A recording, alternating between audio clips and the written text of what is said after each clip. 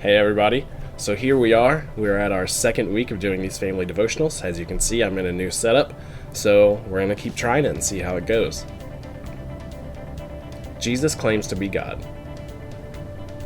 Record your voice saying the following sentence, putting your child's name in the blank. Hello, blank. Do you recognize my voice? I am so glad that God gave you to me.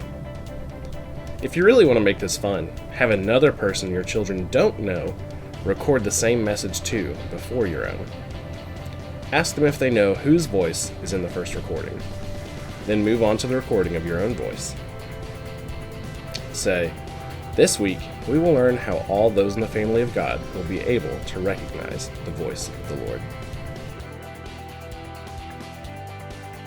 Day 1. Picture it.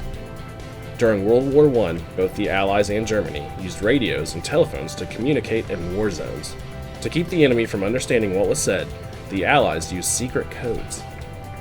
But the German army kept breaking the codes, until the Allies got the great idea to start using Native Americans to talk over the radio in codes based on their native languages. The Germans could not figure out what they were saying.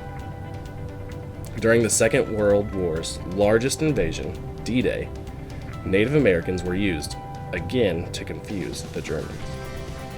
Their code was simply to use everyday words from their own language to stand for things in the war. They called tanks turtles, machine guns were called sewing machines, and bazookas were called stovepipes. If a Native American code talker saw a row of tanks approaching, he could send a message back to the troops for them to get out of the stovepipes because the sewing machines are not strong enough and we have a line of turtles coming. Of course, they would use the words from their native language. This fooled the Germans every time. In our story today, Jesus used his own code to pass along a message of the gospel. This confused the disciples. See if you can figure out what Jesus is talking about. Think about it some more. Did you pick up on the code words for God and his people in this story? The sheep are God's people, and the shepherd is Jesus. It is easier for us to understand this code because we know all about Jesus' life from the reading the rest of the Bible.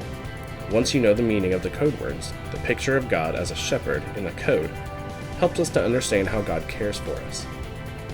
Just as a shepherd cares for his sheep, so God cares for us.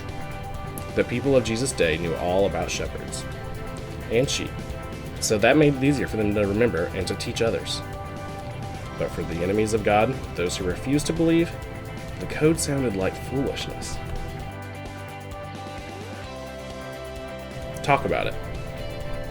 Who are the sheep and shepherds pictures of? Why did Jesus say the sheep would not follow a stranger? Why did Jesus speak in stories instead of telling people exactly what he meant? Pray about it. Ask God to open your mind and heart so that you can believe the message of the gospel.